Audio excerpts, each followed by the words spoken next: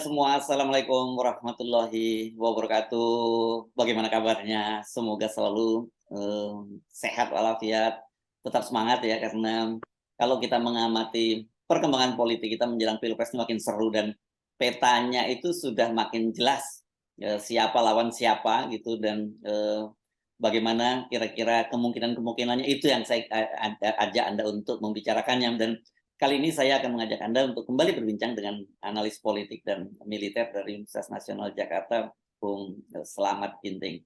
Assalamualaikum, Bung Ginting. Waalaikumsalam warahmatullahi wabarakatuh.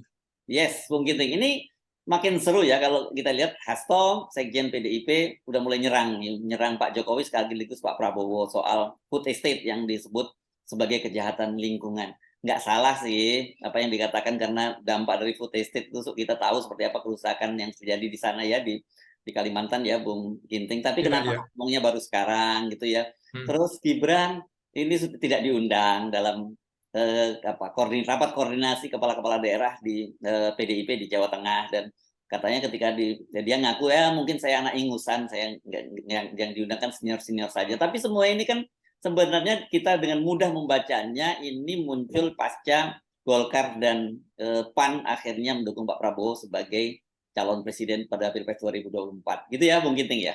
Ya, betul. Jadi sesungguhnya konflik antara PDIP dengan Jokowi sudah semakin terbuka, Bung Hersu. Tidak bisa lagi disembunyikan. Kita tahu tadi bagaimana kemudian pada saat Golkar sudah membuat tim dengan PDIP, tahu-taunya bergabung ke koalisinya yang mendukung Prabowo Subianto. Begitu juga pertemuan antara PAN dengan PDIP juga kan jelas bahwa ada kecenderungan PAN akan mendukung Ganjar. Tiba-tiba kemudian sama dengan Golkar deklarasi untuk Prabowo Subianto. Nah, ini yang menarik ketika kemudian Hasto bertanya kepada Ketua Umum PDI Perjuangan Megawati Soekarno Putri yang sedang di Bali, dia menjawab, ya biar saja, ini kan bukan PDIP kan bukan hipis politik gitu ya.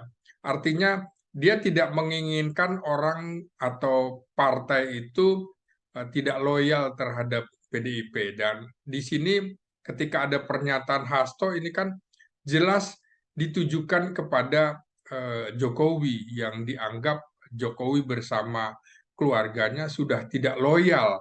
Nah, ini kita bisa baca, Bung Hersu, bagaimana koalisi gemuk yang mendukung Prabowo. Di situ ada Gerindra yang sebelumnya juga bersama Partai Kebangkitan Bangsa, lalu ada Golkar, ada PAN, dan sebelumnya juga sudah ada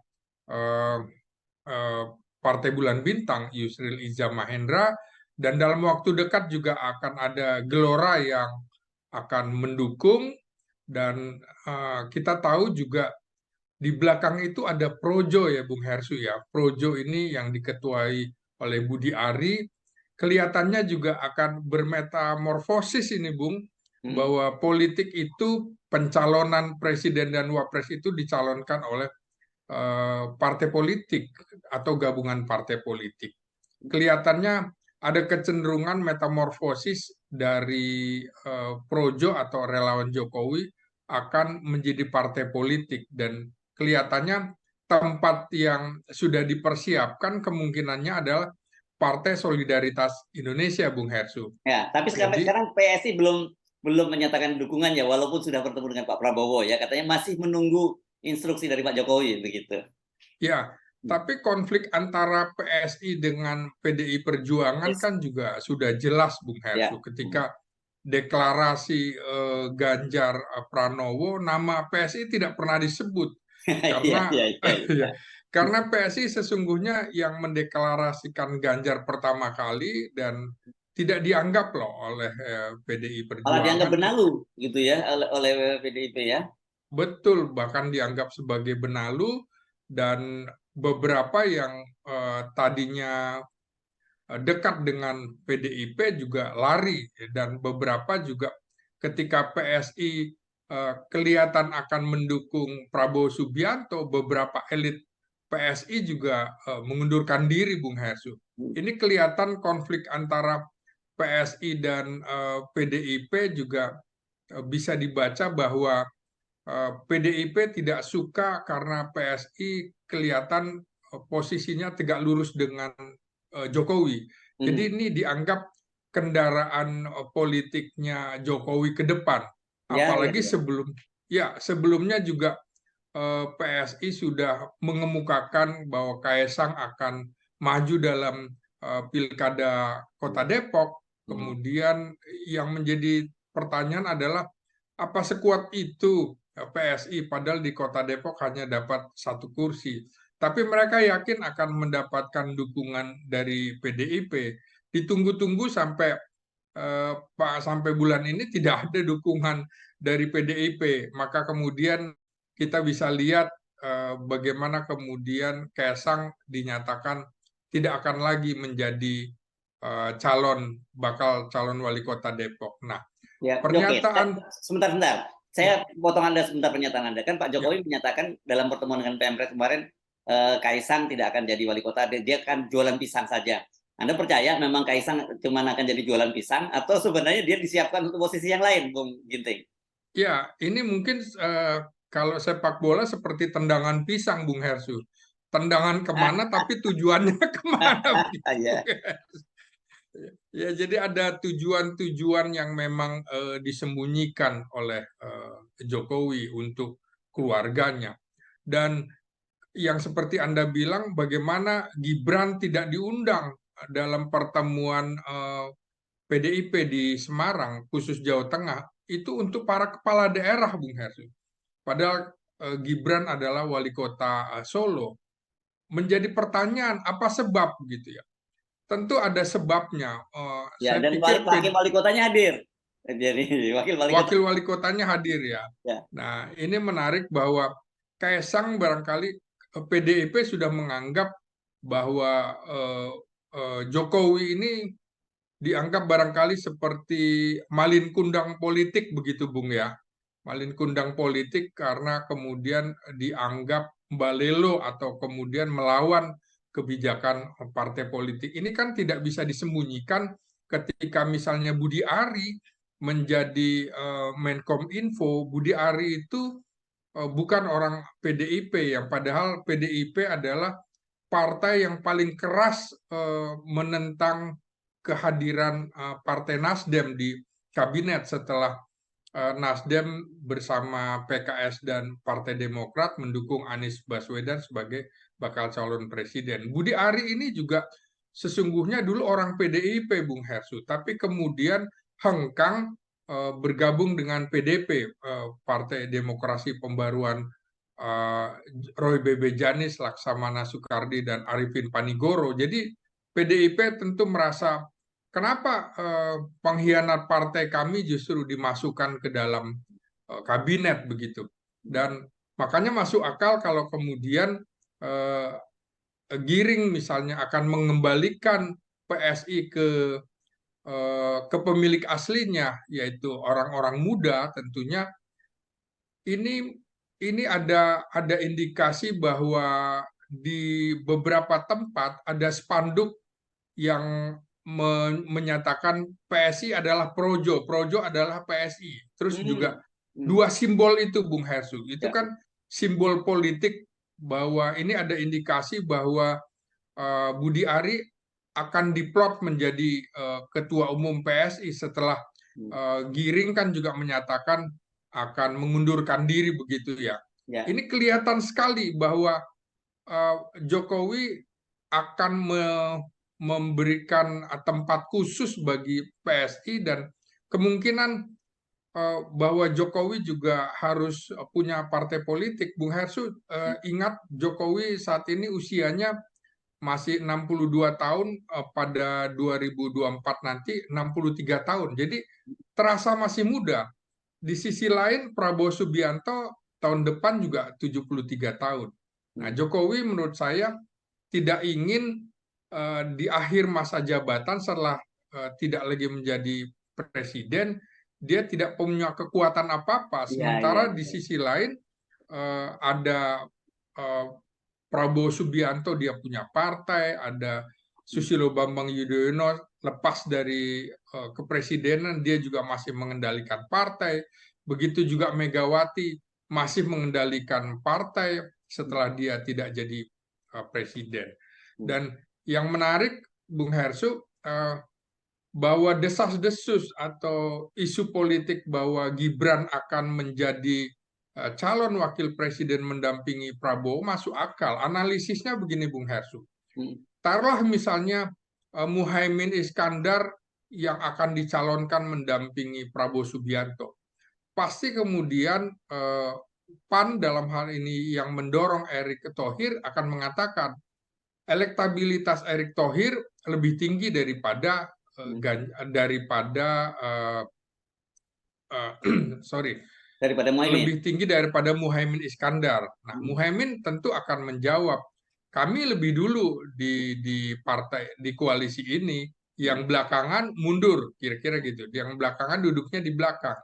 Lalu apa juga Golkar akan setuju kalau Muhaimin yang menjadi calon wakil presiden? Golkar juga akan menjawab, kami partai besar, suaranya lebih besar dan kami seimbang dengan Gerindra.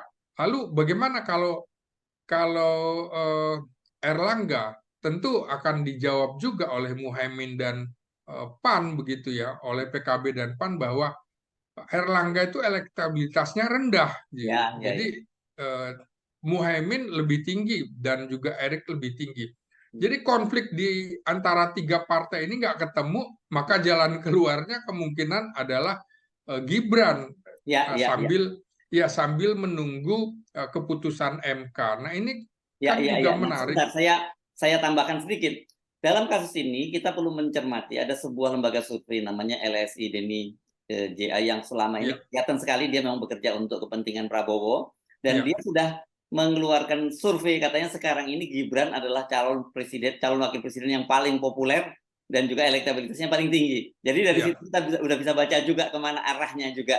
Ya, apalagi dikaitkan dengan proses di Mahkamah Konstitusi kan yang menggugat batas usia calon presiden dan calon wakil presiden dari 40 ke 35 tahun itu adalah PSI, Garuda yang notabene ketua umumnya adalah adik kandung dari Reza Patria kader Gerindra dan dua kepala daerah dari Gerindra. Jadi itu sebenarnya puzzle-nya udah makin jelas itu Bung Ginting. iya. Dan saya kira juga Partai Garuda sebentar lagi akan deklarasi, Bung, untuk Nah, Prabowo ya. Subianto.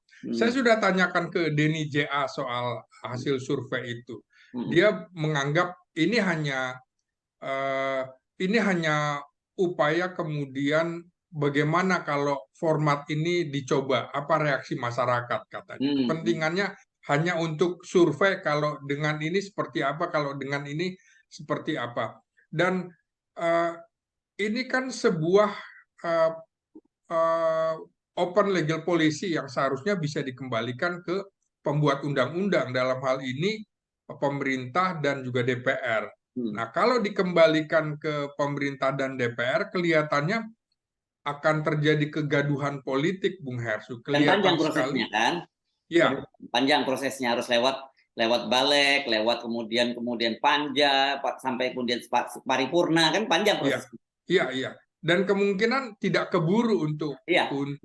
melewati tanggal 19 Oktober pendaftaran calon presiden dan wakil presiden. Dan kemungkinan juga Bung Hersu akan kelihatan bagaimana PDIP akan menentang itu, gitu kan. Pasti. Apalagi misalnya Pandana Baban, senior dari partai itu mengatakan Gibran ini anak ingusan. Dan beberapa elit Golkar juga tidak nyaman sebenarnya, Bung. Jadi kalau kemungkinan di DPR akan kelihatan penolakan-penolakan dari partai politik, maka kemudian seperti biasa MK justru kalau tidak menguntungkan sebuah kepentingan akan mengambil keputusan ini. Maka publik juga akan menghubung-hubungkan antara Jokowi dengan Ketua MK yang merupakan adik iparnya. Ini lagi-lagi persoalan-persoalan yang seperti ini disimak masyarakat dan seperti layar terbuka, tidak bisa ditutup-tutupi lagi. Kalau lihat prediksi nampaknya memang MK kemungkinan seperti juga dikemukakan oleh Profesor Denny Indrayana, kemungkinan juga akan menggolkan Ya. eh, usia 35 tahun. Yang menarik adalah kenapa juga cuma sampai 35 tahun, kenapa bukan misalnya 30 tahun, 25 tahun, atau 20 tahun. Nah, Yusuf Kala, ya, ini kan artinya memang ada yang dituju adalah Gibran. Ya, dia Kemarin ada tanggal pernyataan, 1 Oktober nanti usianya pas 35 tahun, Bung Ginting. Dan iya, saya tambahkan sedikit, kemarin kan Mahkamah Konstitusi baru saja menolak gugatan dari masyarakat anti korupsi yang meminta agar pemberlakuan pimpinan KPK, kan pimpinan KPK juga diubah undang-undang jadi iya, 4 tahun ke 5 tahun, itu digugat oleh MAKI, masyarakat anti korupsi, jangan berlaku sekarang, tapi berlaku untuk periode yang akan datang. Jadi iya, kalau kemudian nanti Gibran, bukan Gibrannya ya, calon itu dikabulkan, batas usia 35 tahun itu dikabulkan, saya kira ketika digugat lagi pasti juga ada presiden akan ditolak gugatan yang untuk memberlakukan itu pada pemilu berikutnya. Gitu kira-kira, Bung Ginting. iya, betul. Apa yang Anda analisis itu betul sekali, Bung Heru. Jadi maka ada tuntutan juga. Kalau kayak gitu, ini kan sudah berlangsung proses pemilu itu. Ya, Kenapa silakan saja diputuskan, tapi tidak untuk pemilu saat ini, ya, untuk ya, pemilu depan. ya. Kalau untuk pemilu saat ini kelihatan sekali ini memang kendaraan bagi Gibran. Yes. Nah, ini semakin membuka Bung Hersu bahwa eh, eh, Jokowi melakukan nomadisme politik, jadi perubahan sikap politik ya. Nomadis Kemudian itu dengan dari apa kata nomaden ya, berpindah-pindah begitu ya. ya nomaden. Jadi perubahan sikap politik Jokowi ini tentu pertama memang disebabkan mengapa ada nomadisme politik ini, biasanya aktor politik ini mengalami psikis di dalam lembaga yang lama. Nah, Hmm. kita tahu bahwa upaya Jokowi untuk eh, membuat 3 periode itu kan ditentang oleh PDIP. Itu Hmm. yang pertama. Yang kedua, perpanjangan masa jabatan juga ditentang oleh PDIP. Hmm. Yang Ya, ketiga, penundaan pemilu juga ditentang oleh PDIP. betul. Kemudian juga ini upaya menurunkan persyaratan ini juga ditentang oleh Betul. PDIP. Jadi Hmm. tidak nyaman betul Bung Hersu. Apalagi kemudian kita tahu Ganjar Pranowo yang selama 2 tahun dipoles-poles oleh Jokowi, kemudian diambil oleh Hmm. Ketua Umum PDIP, itu juga tidak nyaman. Dan bahkan dalam keputusan batu tulis bahwa Megawati lah yang akan menentukan nantinya jika terpilih, jika Ganjar terpilih jadi presiden, yang menentukan formasi kabinet dan segala macam. Hmm. Ini jelas Jokowi ditinggalkan, sehingga mungkin karena Jokowi dengan gaya Jawa tidak tidak secara eksplisit mengemukakan kemarahannya. Jadi secara implisit dia lewat cara-cara seperti itu juga, termasuk bagaimana PDIP tidak nyaman dengan keputusan Jokowi mengangkat Budi Ari sebagai Menkominfo. Banyak sekali Bung Hersu. Ini kan sama dengan pernyataan Megawati bahwa ini bukan tempat bagi hipis politik. Itu kan artinya juga Ini bukan untuk para nomadisme politik Ya, bagi ini kayak PDIP. pernyataan Pak Prabowo terhadap Sandiaga Uno yang menyatakan bahwa ada penumpang bis, itu ada yang menganggap bahwa partai seperti seperti naik bus bisa turun di tengah jalan, nggak bayar lagi, kata dia begitu. Iya, ini juga sama Bung Hesu. Akhirnya saya ingat konflik antara PDIP dengan P3 saat ini kan Asrul Sani, elit Ya. P3 juga mengancam dalam tanda petik beberapa eh, kader P3 di daerah, juga mengancam kalau misalnya Sandiaga Uno tidak dijadikan calon wakil presiden bagi Ganjar yang diusung oleh PDIP, maka sebaiknya P3 keluar saja dari koalisi itu. Kemudian Basarah juga mengumumkan silakan saja kalau tidak nyaman di sini untuk keluar. Jadi ada kemungkinan P3 juga keluar Bung Hesu Ya, dari ya, ya, lengkap. Kalau koalisi tiga itu. keluar lengkap dong ya, timnya Pak Jokowi ya di Pak Iya, Prabowo. iya, betul. akhirnya kita ingat bagaimana pertemuan dulu eh, di markas atau sekretariat PAN, Bung Hersu, Ya. koalisi semua dah hadir kecuali PDIP Mm-mm. tidak hadir, Dan kemudian Nasdem. dan juga Nasdem, Ya. karena Nasdem itu sudah memilih Anies.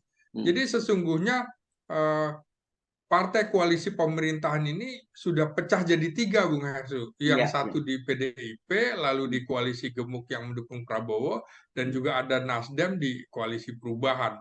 Jadi Ya. inilah dinamika politik yang sangat keras menjelang pendaftaran calon presiden dan calon wakil presiden, Bung Hersu. Ya. Oke. Saya teruskan sedikit ya. Tadi menarik ini analisis Anda bahwa Pak Jokowi ini rupanya untuk mewujudkan terus cawe-cawenya itu tadi ya sudah menyiapkan itu Iya, seperti Anda katakan bahwa dia juga harus punya partai dong seperti halnya Pak SBY. Kalau kita ngomongin iya, presiden ya sama iya, presiden Pak SBY dan Ibu Megawati begitu ya.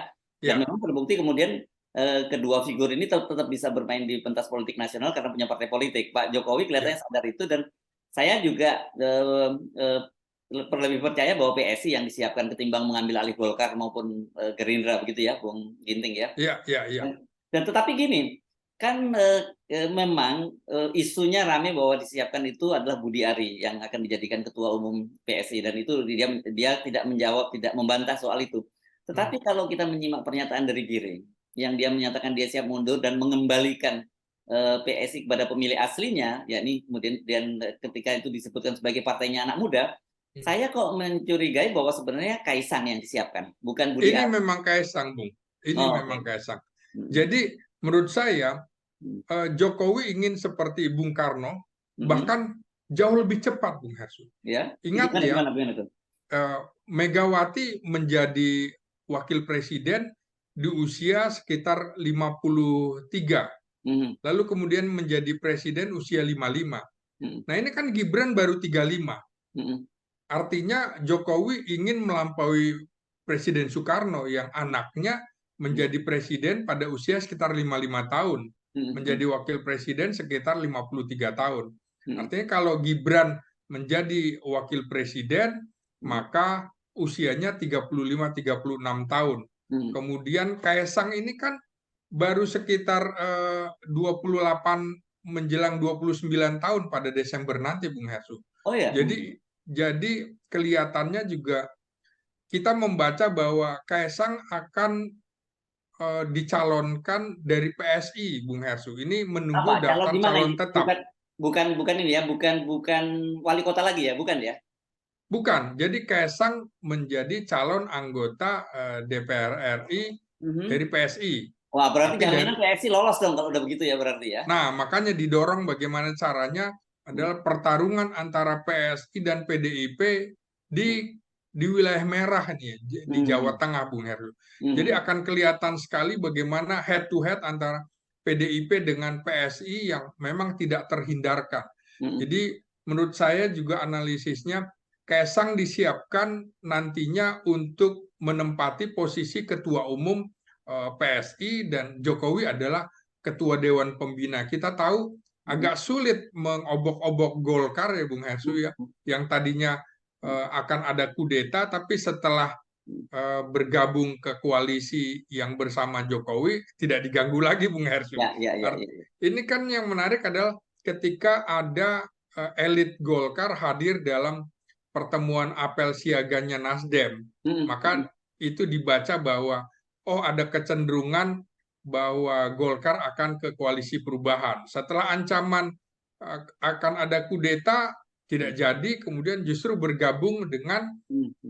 dengan PDIP. Itu juga kemudian yang sekarang muncul adalah ini tinggal menunggu waktu Erlangga bisa jadi tersangka karena tidak jadi bergabung dengan PDIP. Orang Mm. mengaitkan bahwa PDIP punya kunci dalam hal ini di Kejaksaan Agung. ST Nah, Burhanuddin dianggap sebagai orangnya PDIP yang tapi kemudian sebentar, Bung Ginting. Tapi saya cuma, kenapa tiba-tiba kemudian ada anggota Komisi 1 dari Partai PDIP yang ditangkap oleh Kejaksaan Agung dalam kasus korupsi? Kemarin baru ya, saja terjadi. Iya, betul. Nah, ini kan yang muncul desas-desus lagi, Bung Hesu, harus Ya. dibuktikan. Ini Hmm. adalah orang PDIP yang dekat dengan elit pemerintahan, kan begitu, Bung Hesu. Oh, oke oke oke Yang oke. dekat dengan elit pemerintahan yang konflik dengan Megawati, gitu. Ah, oke oke. Jadi orang melihatnya, oh ini katanya orang dekatnya LBP, jadi kemudian walaupun Hmm. orang Hmm. PDIP, Hmm. tapi kemudian kurang loyal, Hmm. maka ini desas-desus politik yang memang harus bisa dibuktikan. Nah, karena kita tahu bahwa memang ada politisasi hukum, Bung Hesu, dalam Hmm. kasus-kasus Erlangga dan segala macam. Jadi Hmm. ada sandera-sandera politik seperti itu. Hmm. Makanya kemudian kita tahu Golkar akhirnya ada keputusan untuk bergabung dengan Prabowo karena lebih nyaman di bawah kendali Jokowi sebagai Ya. ketua umum koalisi sebenarnya dalam tanda petik. Jadi Ya. ketua umum koalisi partai-partai pemerintah itu adalah Jokowi, gitu Bung Hersu. Oke. Jadi, oke, coba saya review sebentar lagi ya. Nanti Ya, silakan Anda tambahkan lagi kalau ada yang ingin Anda tambahkan. Pertama, Anda dari sisi Anda lihat bahwa ini sudah konflik terbuka antara PDIP dengan Jokowi, antara Mega dengan Jokowi sudah kelihatannya nggak akan ada titik temu lagi gitu ya, iya, Bung Ginting, karena tadinya orang berpikir oh siapa tahu mungkin Puan didorong menjadi wakilnya Prabowo gitu. Kalau sekarang kelihatannya tidak ya, karena ini untuk tidak. kepentingan tadi, kepentingan Jokowi. Satu itu. Kedua, ini Gibran yang akan jadi wakil presidennya Prabowo, gitu ya. Yang ketiga, itu Kaisang itu batal jadi wali kota Depok, tapi dia akan didorong masuk ke jadi apa ke parlemen, begitu ya. Iya, iya. Di parlemen udah head to head dengan kandidat-kandidat PDIP. Ya kalau di Solo berhadapan dengan Puan dong, Bung Ginting ya. Ya betul Bung Hersu. Ya, terus dia akan mungkin Budi Ari dulu yang menjadi ketua umum PSI untuk sebagai semacam bridging saja, jembatan saja, tapi Iya betul. nanti akan Kaisang yang jadi, begitu ya, Bung Ginting ya. Iya betul. Dan Pak Jokowi sebagai ketua Dewan Pembinanya. Itu analisis Anda seperti itu ya? Persis. Ya. Bahkan ada spekulasi Bung Hersu, Mm-mm. karena PDIP dikeroyok begitu ya, Mm-mm. bisa jadi kemudian dia akan bisa juga bergabung dengan koalisi perubahan Bung Hersu.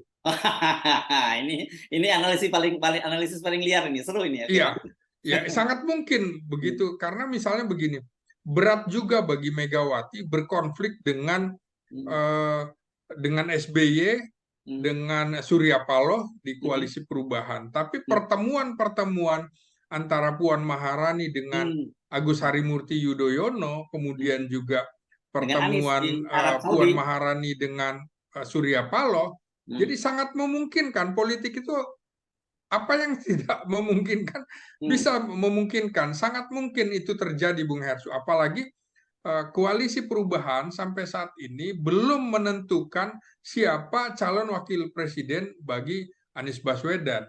Jadi Mm. bisa saja kemudian entah kalau tidak koalisi saat ini mungkin koalisi pada putaran Putaran kedua kedua ya. dan lain-lain. Ya, Jadi ya, ya. sangat mungkin juga jadi musuh politik ya dalam Mm. pengertian ini, musuhnya politik Megawati selain Jokowi saat ini kan Mm. juga ada SBY dan Mm. juga ada Surya Paloh. Mm. Tinggal dia pilih. Mm. Ini lebih sakit mana gitu Bu Persu Mm. ya. Tadi Mm. ada beberapa parameter kenapa terjadi nomadisme politik oleh Jokowi kemudian membawa gerbong untuk melawan PDIP. Mm. Ini nyata Bung Hersu. Ya, Jadi ya, ya, ya, ya. bukan desas-desus. Mm. Jadi kalkulasinya lebih baik barangkali bergabung dengan koalisi perubahan untuk melawan Jokowi di sini. Mhm. Ya, Bisa ya. saja. Jadi Mm. sangat mungkin Puan barangkali ditawarkan kepada koalisi Anies. perubahan, Mm. Ganjar di drop karena memang Mm. sampai saat ini mentok bisa dibilang Bung Hersu. Kesana kemari Mm. tidak seperti era Jokowi diusung oleh PDIP waktu itu.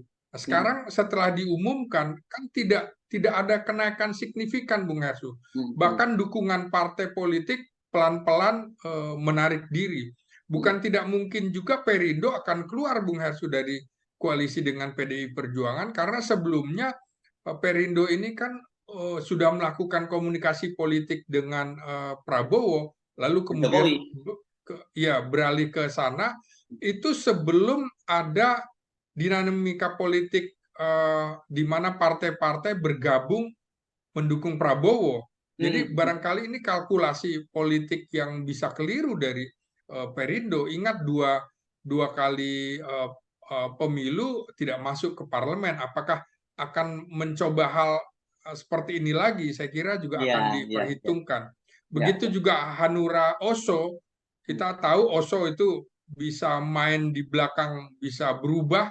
PDIP bisa sendirian nih di Bung Hersu. Daripada dia sendirian, dia tentu akan bisa lebih diterima di koalisi perubahan. Itu sangat-sangat mungkin spekulasi politik seperti itu, Bung Hersu. Ya, ya, ya, ya, ya. Makin makin seru ya.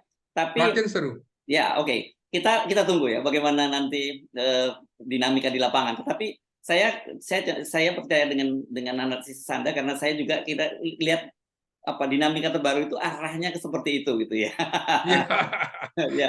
Jadi ini sekarang saya kira kalau yang terjadi ini kan ini tinggal nunggu skenario langit ini, Bung Ginting, karena terbukti bahwa skenario-nya Pak Jokowi yang awal kan sudah berantakan, dan tidak mungkin skenario baru ini kan varian baru nih, skenario yang sekarang yang akan dilawan oleh PDIP juga bisa berantakan juga loh gitu ya. Ya, karena PDIP sebagai partai yang identik dengan nasionalis sekuler, dia membutuhkan partner yang kuat Islamnya, Bung Hersu, dan itu adanya di koalisi perubahan gitu. Kalau kemudian dia mencoba dari NU juga pecah-pecah, ada Muhaimin, ada Yeni Wahid, ada Kofifa, kemudian ada Mahfud, itu berbeda-beda. Jadi sudah terpecah-pecah dalam pengertian tidak sempat lagi bekerja. Kita tahu kemarin ada upaya Ganjar Pranowo mendatangi Ibu Sinta Nuriyah Abdurrahman Wahid ya, ibunya Yeni Wahid. Sampai sekarang kan juga yang menarik adalah Yeni Wahid belum menjawab gitu. Dan ya, dan sebelumnya konfliknya, ketemu ibundanya Yaya Stakuf dan Yakut Khalil Qomas.